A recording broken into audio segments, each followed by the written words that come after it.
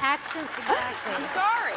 You know, and this is... The actions sorry. No, please go. The actions need to be called out, and then it has to be said that this isn't about victimization. You know, you're not trying to present yourself as a victim. You're just saying that this has to stop, and I am going to represent the end to that. You know, I'm just going to keep fighting, and it doesn't matter what people say about me. And the support, the overwhelming support and feedback I got from people was wonderful from across the country. So I so appreciate and if we can also, and Sabrina, we'll go to you on this in a sense that this is beyond now ourselves in a big way, that we have to move into, for sometimes, an uncomfortable zone.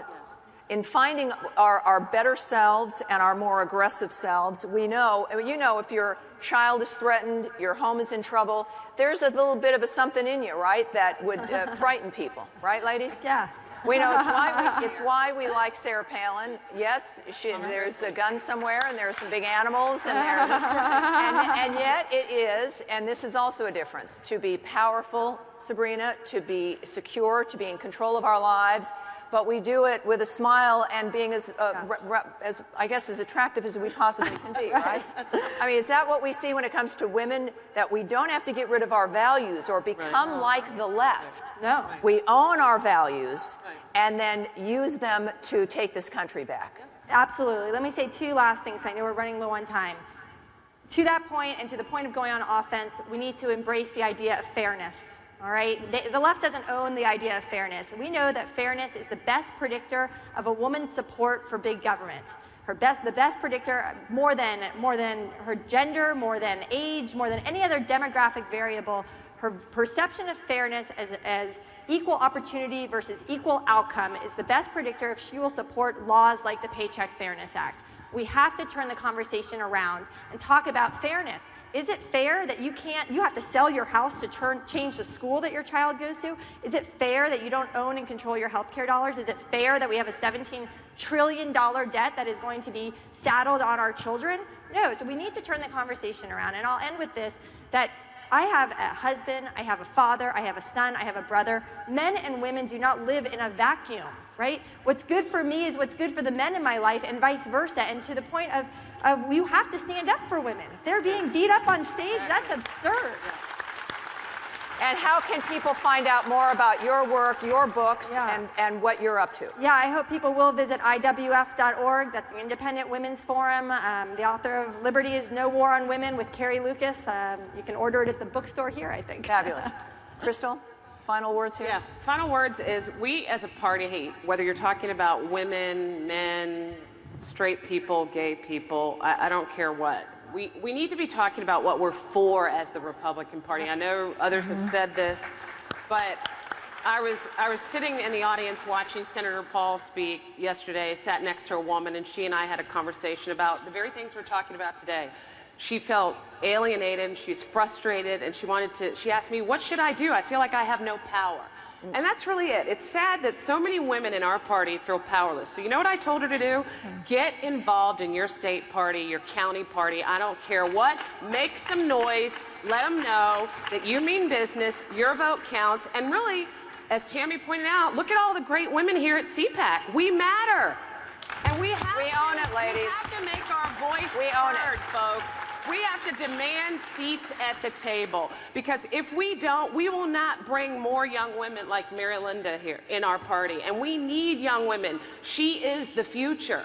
So I challenge you all, get involved and embrace young women and tell them what we're for. Right. We're for you achieving the American dream. As Sabrina said, we are about economic empowerment. We're for a lot of things. Government isn't the way. Right. Government's bankrupt. The piggy bank's bankrupt. The way that if you want to be a millionaire, you got to do it on your own, and we have the policies and the tools to help you do that. Yeah.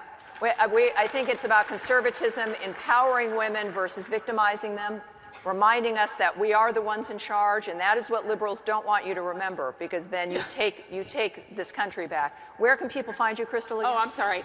ConservativeBlackChick.com is my blog. All right. Thank you, my dear. Kate. Well, I think it's important that we say, we are wives and mothers and daughters, and nobody needs to be threatened by any of this. In fact, the men in our movement, and I think you get it. I think those of you are right here, at least you're clapping, so I hope you get it. You realize that in order for conservatism to thrive and to be the majority movement and to really take over the thinking in our country, we have to embrace women as leaders. We have to elevate them. We have to support them. There are so many ways that we can do that. One is by supporting good conservative movement organizations like Independent Women's Forum. Claire Booth-Luce Policy Institute is a fabulous group. I serve on the board of that. They're elevating, promoting, encouraging young women leaders to get out there and take leadership roles. There are many of them. We can do that. But I mean it when I say we need buy-in. We need buy-in, particularly from groups like CPAC. We need to have every woman Republican governor at that podium. Yeah. They are amazing.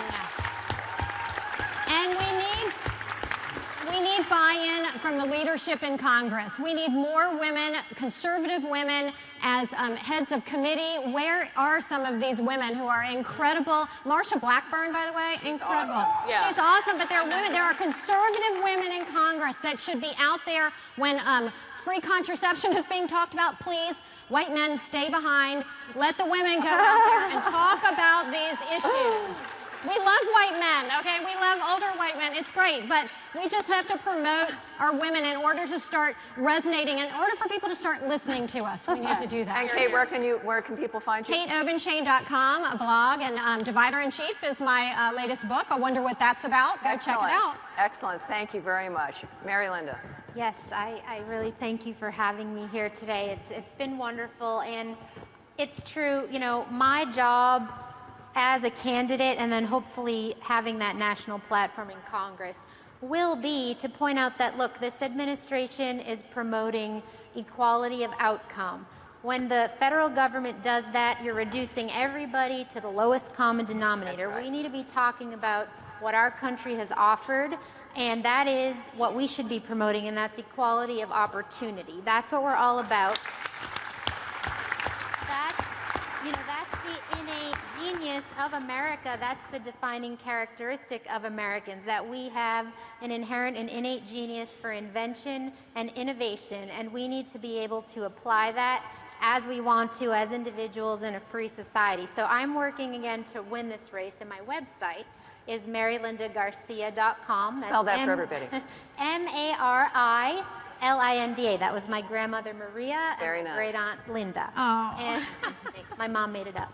And so I'd love your support. Please check me out. And because I don't want anyone to break the law, the federal max is 2,600 if you're All right. Right. I want you guys to look around this room. You guys are going to be looking up at the stage for the rest of the night. Look around at your fellow conservatives. Some of you are maybe not even Republicans, right? Maybe you're independents, right? Right. Bottom line is, it is usually crowds about this size that take nations back and that create revolutions. Our founding fathers created a dynamic where we're able to have our revolutions quietly in the polling place. It is up to you personally and how you view yourselves, but remembering that when people want reform and nations want reform, they turn to women and they turn to us, because we do know what drives the foundation of society, which is family, it is loved ones, it is love, but also being willing to do whatever it takes to make sure that the next day is one that you own and that is safe for everyone you love. That's what the conservative ideal is: individual freedom, financial freedom, so that we as Americans can look to the future as something that we will design and no one else. My thanks to every one of these great women and to you. Thanks, you guys. Thank you.